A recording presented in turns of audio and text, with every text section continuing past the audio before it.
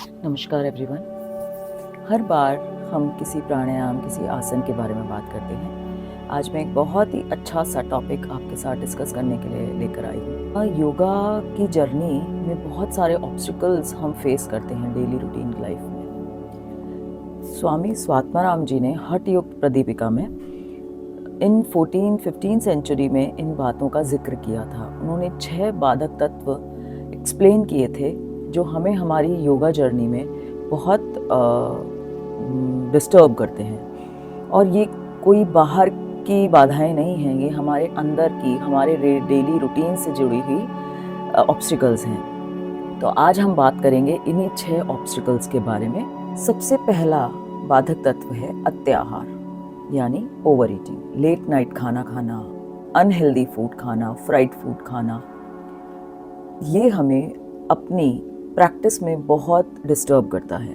ये खाना हमारे गट में बहुत जल्दी से डाइजेस्ट नहीं होता है।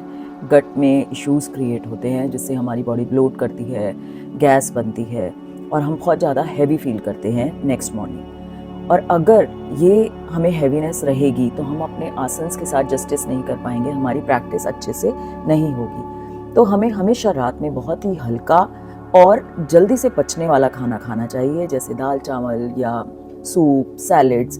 हमें हैवी और ज़्यादा देर से पचने वाले भोजन को अवॉइड करना चाहिए। नंबर 2 पे आता है प्रयास या प्रवास, ओवर एक्सर्शन। अपने शरीर को ज़रूरत से ज़्यादा इस्तेमाल करना, उसको मजबूर कर देना, अपनी प्रैक्टिस में उसको फोर्स करना। Generally beginners want to achieve advance practices, advance asanas, but yoga एक कंसिस्टेंट प्रैक्टिस है। आप जब कंसिस्टेंसी के साथ आगे चलेंगे तो आप भी एडवांस लेवल तक पहुंच जाएंगे। सबका बॉडी टाइप अलग होता है, सबके बॉडी की लिमिट्स अलग होती हैं। तो अपनी बॉडी को पहचानिए और उसी के हिसाब से अपनी प्रैक्टिस को आगे लेकर जाइए, कंसिस्टेंसी लेकर आइए। डू प्रैक्टिस रेगुलरली, ना कि आप अपनी बॉडी को 2 ही दिन में फोर्स करके इतना थका दें कि 3 दिन आपको रेस्ट करना पड़े एंड अगेन आप वापस से आपको 0 से स्टार्ट करना पड़े। तो be consistent, be regular with your practices, don't force your body. Number 3 पे आता है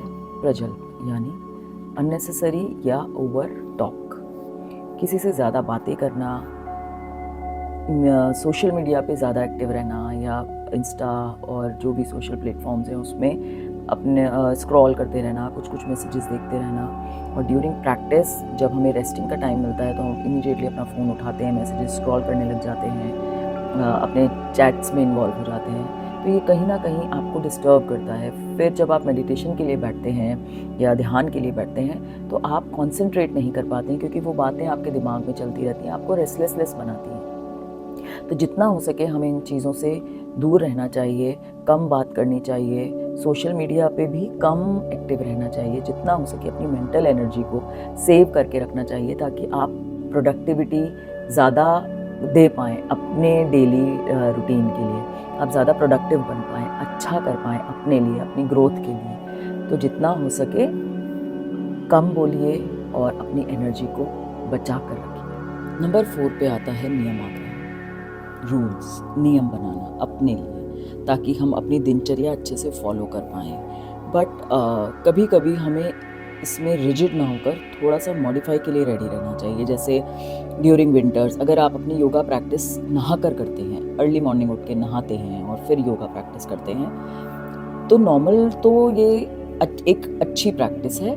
बट इफ़ ड्यूरिंग विंटर्स अगर बहुत तेज़ सर्दी है और अगर आप सर्दी में सुबह 4 बजे 5 बजे नहा लिए हैं और फिर आप अपनी योगा प्रैक्टिस कर रहे हो और उससे आपको सर्दी लग जाती है, बीमार पड़ जाते हैं, फिर भी आप रिजिड रहते हैं कि नहीं मैं योगा प्रैक्टिस तो नहा कर ही करूँगी, तो यहाँ आप अपने रूल को थोड़ा मॉडिफाई कर सकते हैं कि आप योगा प्रैक्टिस कर लीजिए। जब थोड़ा सा दिन चढ़ जाए 8-9 बजे तक, फिर आप स्नान कर सकते हैं, नहा सकते हैं।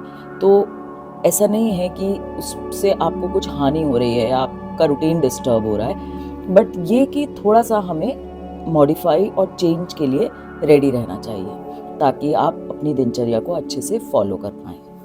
नंबर 5, जनसंग, एक्सेसिव सोशलाइजेशन।